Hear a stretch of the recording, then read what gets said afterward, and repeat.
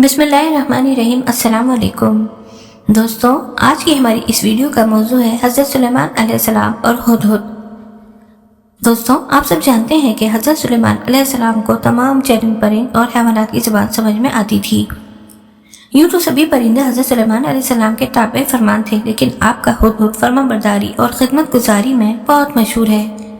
उसी हुदहुद ने आपको मुल्क सबा की मलका बिल्कीस के बारे में खबर दी थी कि वो एक बहुत बड़े तख्त पर बैठकर सल्तनत करती है और बादशाहों के शाया निशान जो भी सरो सामान होता है वो सब कुछ उसके पास है, मगर वो और उसकी कौम सितारों के पुजारी है। इसकी खबर के बाद हज़रत सुलेमान अलैहिस्सलाम ने मलका बिल्कीस के नाम जो खत इरसाल फरमाया उसको यही हुदहुद लेकर गया था। चुनांचे कुरान करीम का इरशाद है कि हज़रत सुलेमान अलैहिस्सलाम ने हुदहुद से फरमाया कि तुम मेरा ये खत ले जाओ और उनके पास ये खत डालकर फिर इनसे अलग होकर देखो कि वो क्या जवाब देती है। चुनांचे हुदहुद ये खत लेकर गया और मलका बिल्कीस की गोद में इस खत को ऊपर से गिरा दिया। उस वक्त मलका ने अपने इर्द गिर्द उमरा और अरकान सल्तनत का मजमा इकट्ठा किया हुआ था।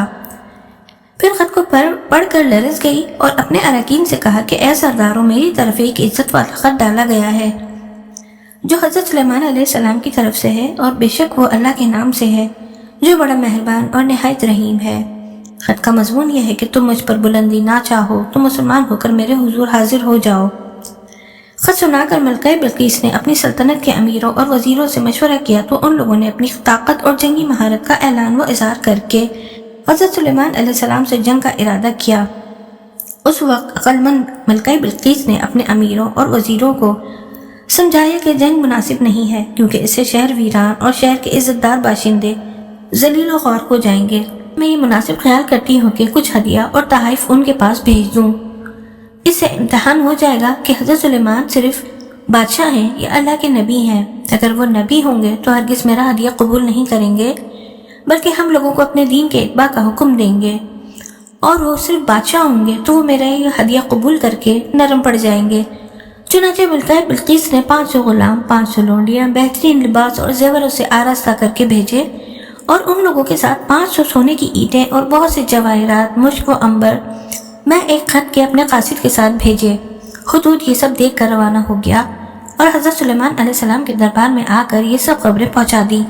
चुनांचे मलका बिल्कीस का कासिद जब चंद दिनों के बाद तमाम सामान लेकर दरबार में हाजिर हुआ तो हज़रत सुलेमान अलैहिस्सलाम ने गज़बनाक होकर कासिद से फरमाया, आपने फरमाया कि क्या तुम लोग माल से मेरी मदद करते हो, तो अल्लाह ने मुझे जो दिया है वो उससे बढ़कर और बेहतर है जो तुमने दिया है। तुम वापस जाओ, हम उन पर वो लश्कर लाएंगे जिनकी इन्हें ताकत ना होगी, और वो ज़रूर हम इनको उनके शहर से जलील करके निकाल देंगे और वो बहुत पस्त हो जाएंगे। चुनांचे उसके बाद जब कासिद ने वापस लौटकर मलका बिल्कीस को सारा माजरा सुनाया तो मलका बिल्कीस हज़रत सुलेमान अलैहिस्सलाम के दरबार में हाजिर हो गई और हज़रत सुलेमान का दरबार और यहाँ के अजायबात देखकर इसको यकीन आ गया कि हज़रत सुलेमान अलैहिस्सलाम अल्लाह के नबी हैं और बरहक हैं और उनकी सल्तनत अल्लाह ताला की तरफ से है। हज़रत सुलेमान अलैहिस्सलाम ने मलका बिल्कीस को अपने दीन की दावत दी तो उसने निहायती इखलास के साथ इस्लाम कबूल कर लिया।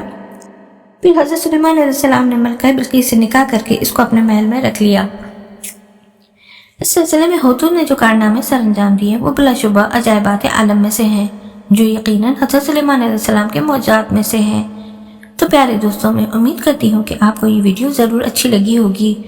अगर आपको ये वीडियो अच्छी लगी हो तो मेरे चैनल स्टोरी एंड वजीफ़ा प्लानट को सब्सक्राइब करें और अपनी कीमती आरा का इज़हार कमेंट्स में ज़रूर करें। शुक्रिया।